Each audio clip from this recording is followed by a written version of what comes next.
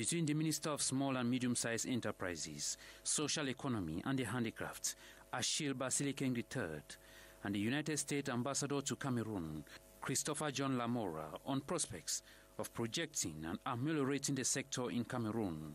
Ways in which the United States government, as well as U.S. companies, can partner with the Ministry of Small and Medium Enterprises to foster greater economic growth in Cameroon, to develop our bilateral trade relationship, and also potentially help specific sectors. This strives to upgrade made-in-Cameroon products to gain international attention. It will be an opportunity not only to dialogue on what really matters for Cameroonian SMEs to easily develop subcontracting activities or even partnering with U.S.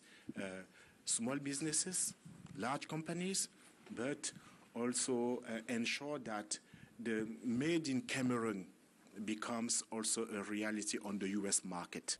One of the key issues also discussed by the two personalities is the institutionalization of a Cameroon-U.S. Small and Medium-Sized Enterprise Day and seeking possibilities of reintegrating Cameroon into the African Growth and Opportunity Act, where she was voted out in 2019. The government of Cameroon and we continue to have conversations about how they can overcome the challenges that we identified, and we continue to work with the government to get to a point where we will be able to reinstate Cameroon for AGOA.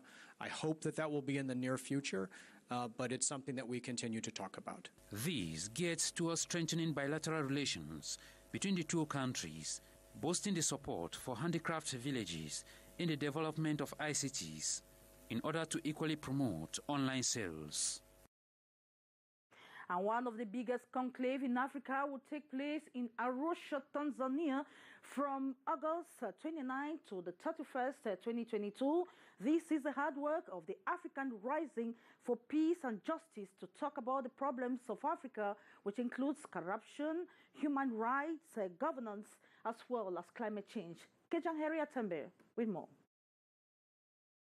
More than 1,000 people will gather in Arusha, Tanzania from August 29th to 31st, 2022 for what would be the biggest historic assembly of Africans drawn from the continent and the diaspora. We have decided to go back to review our work and to make sure that members make input into the next strategy going forward. This is the whole logic behind the All-African Movement Assembly. But even before the Assembly, which is scheduled for August 29th to 31st, open to all members of Africans Rising, both in Africa and in the diaspora. Before that, we are holding regional convenings across the continent and the diaspora. Summoned by Africans Rising for Peace and Justice, the hybrid conclave will handle the excruciating question of corruption, governance, election, equity, gender justice, and dignity, as well as climate change. A lot of issues have already come out of these convenings. Principal among them being issues about growing insecurity, issues about peace, issues about ownership and control of our natural resources in Africa, issues about African unity, languages, currency, passport, free movement, women's role in the struggle, Pan-Africanism, and so many other critical issues. Ahead of the Arusha All-African Movement Assembly, regional convenings have taken place in Buea, Lusaka, Freetown, Rabat, and Nairobi to ignite grassroots participation for the Pan-African cause.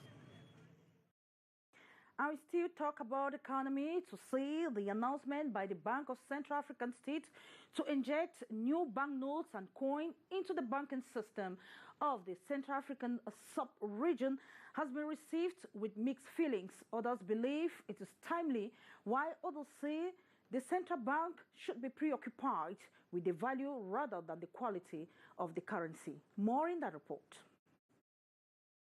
Inadequate supply of CFA francs coins and mutilated CFA francs banknotes in circulation is a call for concern. The scarcity of coins is worrying. When we have customers, we find it difficult giving them their balance because we lack coins. I don't find anything wrong with the quality of banknotes for now. If banknotes could be plastified properly, they won't depreciate fast. We work under the rain, and once it is wet, it tends to be weak and tear off easily, and customers won't collect once you give them such banknotes. If the banknotes could be plastified properly, they won't depreciate fast. The Bank of Central African States, BEAC, is planning to inject into the banking system of the Central African sub-region a new range of banknotes and coins by the end of 2022. I think what we need now is concerns that have to do with the value of our notes and not the quality of our notes and coins.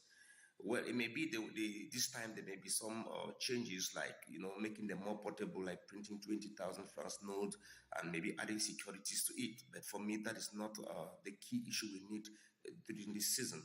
With this challenge we have with our currency or with our notes is the value. The value of our currency is the major thing that our economic and monetary authorities are supposed to be thinking on. BEAC emphasized the innovations in the manufacture of the banknotes is also to avoid counterfeit. You see, it is in 2020 that we had cases of counterfeiting that was actually a bit rampant, but after then, the situations appear to have been under control, and the coins are portable. So presently, the challenge is just with the coins that they are not in adequate supply. According to the Bank of Central African States, BEAC, the new banknotes will be improved to the technical characteristics to that of the European standards. We move over to Cliquez in the Ocean Division of the South region of Cameroon to talk about fuel scarcity. It is the latest town to be hit by the fuel scarcity, and this has pushed many truck drivers to go on involuntary break. There's different fueling stations. The minimum quantity of fuel available is now being rationed, as Regina Leker tells us.